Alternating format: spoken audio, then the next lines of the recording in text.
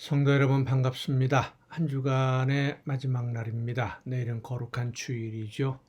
이번 한 주간도 하나님의 은혜 가운데 복되고 보람된 그리고 아름다운 열매를 맺는 한 주간이 된 줄로 믿습니다. 매일매일의 삶 속에서 하나님이 나에게 맡겨주신 사명이 무엇인지를 바르게 깨닫고 그 사명을 감당하기 위해서 날마다 열심히 최선을 다하는 우리 모두가 될 수 있기를 간절히 바랍니다. 오늘 우리가 함께 은혜를 나눌 본문 말씀 신약성경 로마서 12장 3절부터 13절까지에 있는 말씀 봉독합니다. 로마서 12장 3절부터 13절까지에 있는 말씀 봉독합니다. 내게 주신 은혜로 말미암아 너희 각 사람에게 말하노니 마땅히 생각할 그 이상의 생각을 품지 말고 오직 하나님께서 각 사람에게 나누어 주신 믿음의 분량대로 지혜롭게 생각하라. 우리가 한 몸에 많은 지체를 가졌으나 모든 지체가 같은 기능을 가진 것이 아니니 이와 같이 우리 많은 사람이 그리스도 안에서 한 몸이 되어 서로 지체가 되었느니라. 우리에게 주신 은혜대로 받은 은사가 각각 다르니 혹 예언이면 믿음의 분수대로, 혹 섬기는 일이면 섬기는 일로, 혹 가르치는 자면 가르치는 일로, 혹 위로하는 자면 위로하는 일로, 구제하는 자는 성실함으로, 다스리는 자는 부지런함으로, 긍휼을 베푸는 자는 즐거움으로 할 것이니라. 사랑에는 거짓이 없나니 악을 미워하고 선에 속하라. 형제를 사랑하여 서로 우애하고 존경하기를 서로 먼저 하며 부지런하여 게으르지 말고 열심을 품고 주를 섬기라. 소망 중에 즐거워하며 환난 중에 참으며 기도에 항상 힘쓰며 성도들의 쓸 것을 공급하며 손 대접하기를 힘쓰라. 아멘. 오늘 본문 말씀은 예수 그리스도를 구주로 믿고 하나님의 자녀가 된 우리 성도들의 신앙생활은 교회에서 또 사회에서 일상생활 속에서 어떤 자세로 살아야만 하고 또 어떤 자세로 어떤 마음의 자세로 섬겨야 하고 일해야 하는지를 잘 가르쳐 주시는 말씀입니다. 오늘 본문의 내용 여러 가지 내용이 있습니다만 몇 가지로 요약하면 이렇습니다. 먼저 믿는 성도들이 자기가 무엇을 해야 되는지를 알아야 된다는 겁니다. 내가 있어야 할 자리, 서야 할 자리, 지켜야 할 자리, 해야 할 일과 넘보아서는 안 되는 일이 분명히 있다라고 하는 것이죠. 일에 질서가 있고 순서가 있다라고 하는 겁니다. 하나님은 질서의 하나님이시기 때문에 모든 사람들이 모든 일을 다 할 수 있도록 한 것이 아니라 일할 사람들을 일하는 어떤 직분의 자리에 세우셨다라고 하는 것입니다. 따라서 믿는 성도들은 자기 직분을 따라서 해야 할 일과 하지 말아야 할, 해서는 안 되는 일, 넘보아서는 안 되는 일을 구분할 수 있어야 됩니다. 어떤 경우에 가장 혼란이 오느냐? 자기가 할 일은 하지 않으면서 다른 사람들에게 맡겨진 일을 간섭을 한다거나 평가를 한다거나 비판을 한다거나 내가 그 일을 하겠다고 나서게 되면 하나님이 원하시는 아름다운 교회의 모습, 성도의 아름다운 열매는 맺혀지기가 어려운 것이지요. 두 번째로 생각해야 될 것은 내가 마땅히 해야 할 일, 하나님이 나에게 주신 사명이 있다라는 것을 알아야 됩니다. 하나님이 모든 사람들을 세상에 보내신 것은 무엇인가 일을 맡겨주시기 위해서 나를 통해서 이루기를 원하시는 그 어떤 일이 있기 때문에 우리를 이 세상에 보내신 것입니다. 그것이 무엇인지를 알아야 됩니다. 그것을 우리가 보통 사명, 소명, 하나님의 부르심에 응답하는 소명 이렇게 말합니다. 하나님이 나에게 맡기신 일이에요. 내가 이 세상에 태어난 목적입니다. 어떻습니까? 여러분은 하나님이 여러분을 이 세상에 왜 보내셨는지, 어떤 일을 하라고 보내셨는지, 그리고 지금 어떤 일을 하기를 원하시는지 여러분은 알고 계십니까? 그것을 알기 위해서 기도해야 됩니다. 정말로 열심히 기도해야 됩니다. 내가 해야 할 일이 무엇인지를 알게 하여 주옵소서. 서로 조화를 이룬다 그랬습니다. 많은 지체를 가졌다. 몸에 많은 지체가 있는 것처럼 이 세상 전체가 어떤 하나의 조화로운 하나님이 창조하신 피조물로 움직여가고 있고, 우리 모두가 그 하나님이 창조하신 피조물의 한 부분을 감당하는 중요한 역할을 감당하고 있는 거예요. 그 역할이 무엇인지를 알아야 된다는 겁니다. 나에게 맡겨진 역할이 무엇일까? 이렇게 세 번째로 또 우리가 생각해야 될 것은, 이렇게 모든 사람들이 할 일이 있고 목적이 있어서 하나님의 특별하신 어떤 목적을 따라서 그 일을 감당하기 위해 이 세상에 보내심을 받았다라고 하는 것은, 나만 그렇게 보내심을 받은 것이 아니라 우리와 함께하는 모든 사람들이 하나님이 그렇게 보내신 특별한 사명을 주셔서 세상에 보내셨고, 교회라고 하는 한 공동체 안에서 서로 협력하라고 파송을 받은, 하나님으로부터 보내심을 받은 가장 소중한 이웃들이라는 것을 우리가 잊지 말아야 됩니다. 그렇습니다. 나만 소중한 것이 아니라 우리의 모든 이웃들이 똑같이 소중합니다. 비록 맡은 일이 다르고 하는 일이 다르다 할지라도 하나님이 보시기에 하나님 앞에서는 똑같이 소중한 한 영혼들입니다. 사람들이 볼 때는 중요한 사람이 있고 덜 중요한 사람이 있을 수 있어요. 사람들이 볼 때는 중요한 직분을 맡은 사람이 있고 중요한 책임을 맡은 사람이 있고 그렇지 않은 사람도 있는 것 같지만, 하나님이 보시기에는 모두 똑같이 중요한 귀한 사명을 받은, 하나님으로부터 귀한 명령을 받은 중요한 하나님의 자녀들이라고 하는 사실입니다. 그러므로 내가 하나님 앞에서 소중하게 인정을 받는 것처럼 우리의 모든 이웃들도 하나님 앞에서 인정을 받고 하나님이 기뻐하시는 열매를 위해 일하고 있는 이웃들이라는 것을 우리가 기억하고 그들을 존중해야 됩니다. 이렇게 자기가 할 일을 알고 이웃을 존중하며 함께 협력하는 사람, 이것이 바로 하나님이 기뻐하시는 아름다운 일꾼의 모습이고, 그렇게 서로 협력하면서 열심으로 하나님이 맡겨주신 사명을 감당하고 주를 섬기고 이웃들과 함께 짐을 나누어지는, 협력하고 의지하는, 이것이 바로 공동체로서의 교회, 아름다운 조화를 이루는 교회의 모습인 겁니다. 우리 모두가 오늘 본문 말씀에 비추어서 우리 자신의 생활들을 하나님이 나에게 맡겨주신 것임을 늘 기억하고 그 사명을 잘 감당하면서 이웃을 존중하고 나에게 맡겨주신 사명이 있음을 믿고 지체로서 나에게 주신 그 모든 일들을 아름답게 이루어가는, 그래서 하나님이 기뻐하시는 열매가 날마다 더 풍성해지는 여러분 모두가 될 수 있기를 간절히 바랍니다. 기도하시겠습니다.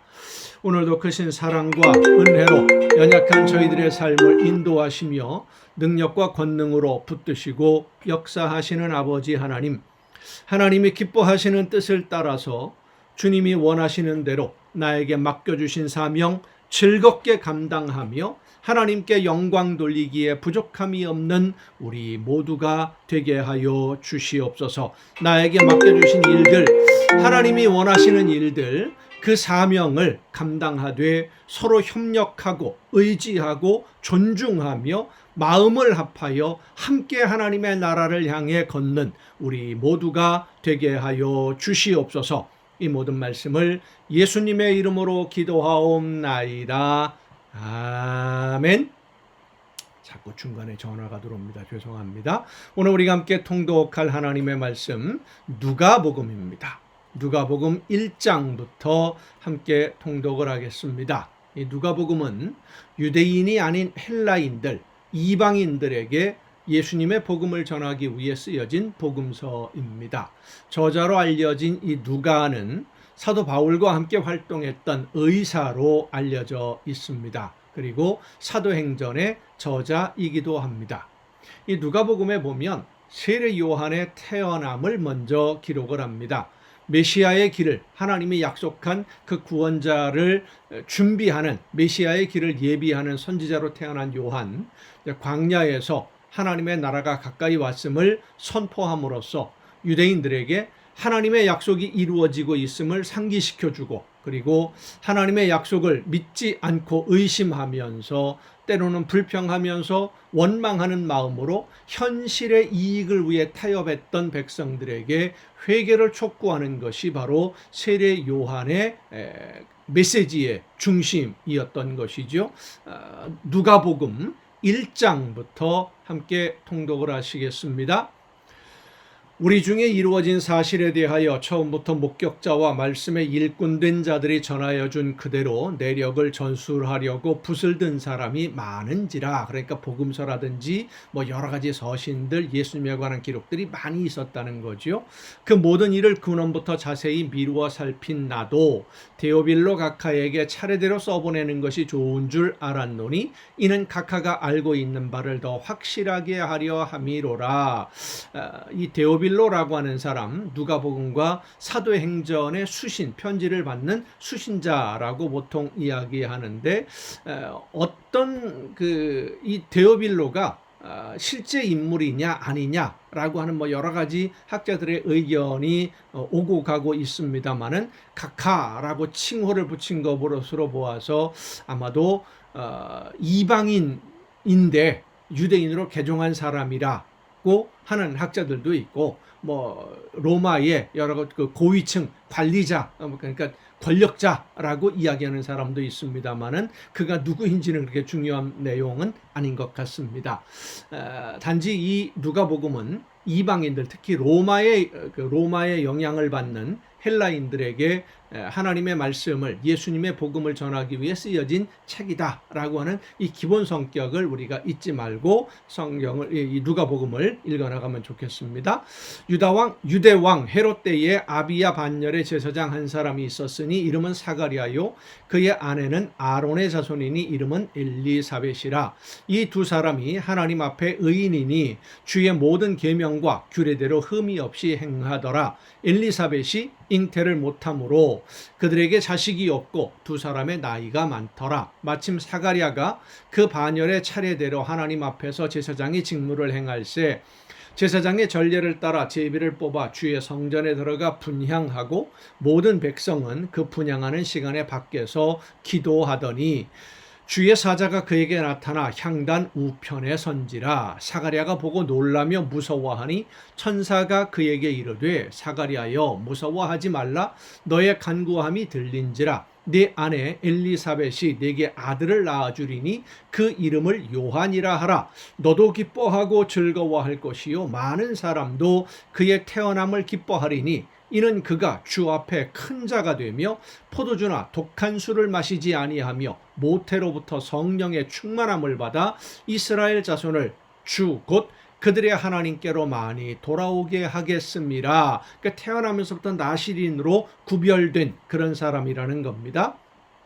그가 또 엘리야의 심령과 능력으로 주 앞에 먼저 와서 아버지의 마음을 자식에게 거스르는 자를 의인의 슬기에 돌아오게 하고 주를 위하여 세운 백성을 준비하리라. 사가랴가 천사에게 이르되 내가 이것을 어떻게 알리요? 내가 늙고 아내도 나이가 많으니이다. 천사가 대답하여 이르되 나는 하나님 앞에 서 있는 가브리엘이라. 이 좋은 소식을 전하여 네게 말하라고 보내심을 받았노라. 보라, 이 일이 되는 날까지 내가 말 못하는 자가 되어 능히 말을 못하리니 이는 내가 내 말을 믿지 아니함이거니와 때가 이르면 내 말이 이루어지리라 하더라. 백성들이 사가랴를 기다리며 그가 성전 안에서 지체함을 이상히 여기더라. 그가 나와서 그들에게 말을 못하니 백성들이 그가 성전 안에서 환상을 본 줄 알았더라. 그가 몸짓으로 뜻을 표시하며 그냥 말 못하는 대로 있더니 그 직무의 날이 다 되매 집으로 돌아가니라. 이후에 그의 아내 엘리사벳이 잉태하고 5달 동안 숨어 있으며 이르되 주께서 나를 돌보시는 날에 사람들 앞에서 내 부끄러움을 없게 하시려고 이렇게 행하심이라 하였더라.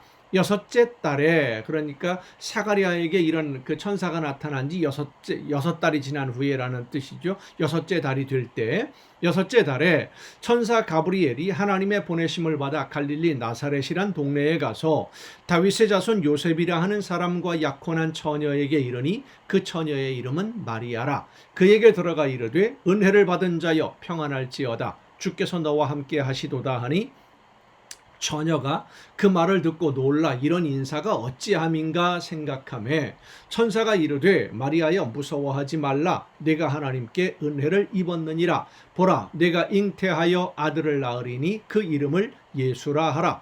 그가 큰 자가 되고 지극히 높으신 이의 아들이라 일컬어질 것이요 주 하나님께서 그 조상 다윗의 왕위를 그에게 주시리니 영원히 야곱의 집을 왕으로 다스리실 것이며 그 나라가 무궁하리라. 마리아가 천사에게 말하되 나는 남자를 알지 못하니 어찌 이 일이 있으리이까.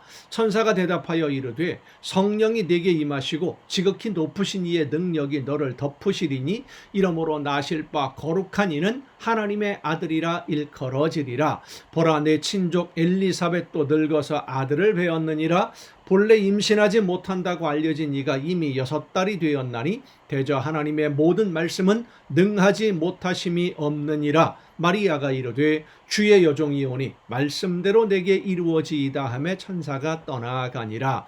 이때에 마리아가 일어나 빨리 산골로 가서 유대 한 동네에 이르러 사가랴의 집에 들어가 엘리사벳에게 문안하니 엘리사벳이 마리아가 문안함을 들으매 아이가 복중에서 뛰노는지라. 엘리사벳이 성령의 충만함을 받아 큰 소리로 불러 이르되 여자 중에 네가 복이 있으며 내 태중에 아이도 복이 있도다. 내 주의 어머니가 내게 나아오니 이 어찌 된 일인가. 보라, 내 문안하는 소리가 내 귀에 들릴 때에 아이가 내 복중에서 기쁨으로 뛰놀았도다. 주께서 하신 말씀이 반드시 이루어지리라고 믿은 그 여자에게 복이 있도다.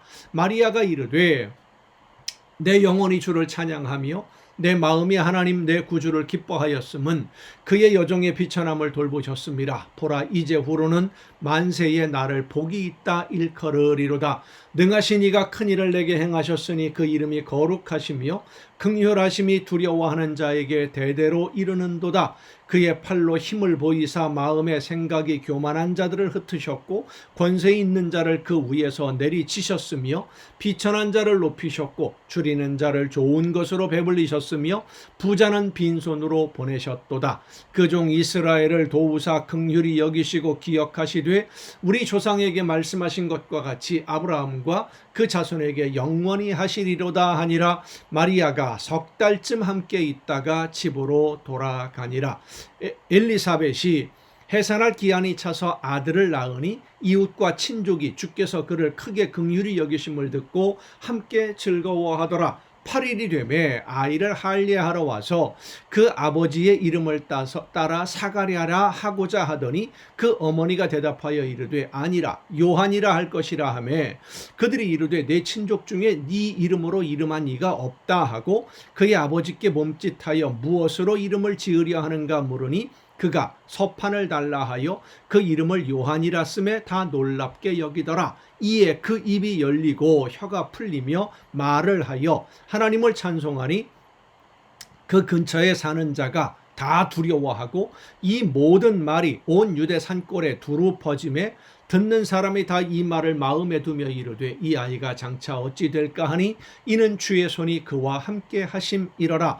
그 붙인 사가랴가 성령의 충만함을 받아 예언하여 이르되 찬송하리로다. 주 이스라엘의 하나님이여 그 백성을 돌보사 속량하시며 우리를 위하여 구원의 뿔을 그 종 다윗의 집에 일으키셨으니 이것은 주께서 예로부터 거룩한 선지자의 입으로 말씀하신 바와 같이 우리 원수에게서와 우리를 미워하는 모든 자의 손에서 구원하시는 일이라.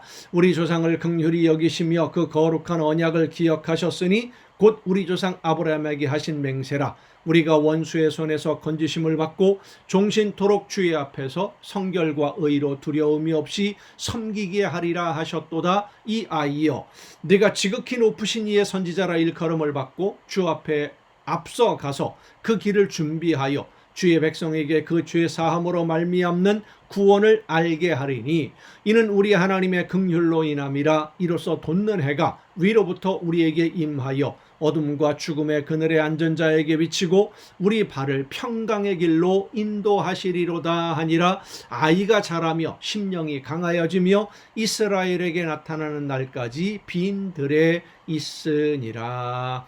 아멘. 누가복음을 보면 세례 요한의 탄생에 대해서 아주 자세하게 설명을 하고 있습니다. 다른 그 복음서에는 그런 내용들이 거의 없죠. 그런데 이 누가복음의 세례 요한의 탄생에 대해서 자세하게 설명하는 것은 하나님이 구약 성경의 예언자들을 통해서 말씀하신 그 준비된 그 선지자, 하나님이 보내시는 구원자에 앞서서, 메시아에 앞서서 준비하는 그런 일꾼으로 하나님이 이 세례 요한을 준비하셨다. 그러니까 예수님이 하나님이 보내시기로 약속하신, 이스라엘 백성들에게 약속하신 바로 그 메시아다, 구원자이다. 그런데 이 구원자이신 메시아가 이스라엘 백성들만 구원하는 게 아니라 온 세상 모든 사람들을 구원하시기 위해 오신 메시아이다 라고 하는 것을 이제 이 누가복음은 설명하고 있는 것입니다. 여러분, 오늘도 수고 많으셨습니다. 내일 정한 이 시간 주일 거룩한 예배 후에 가정 예배를 통해서 모두 함께 다시 만날 수 있기를 바랍니다. 내일 뵙겠습니다.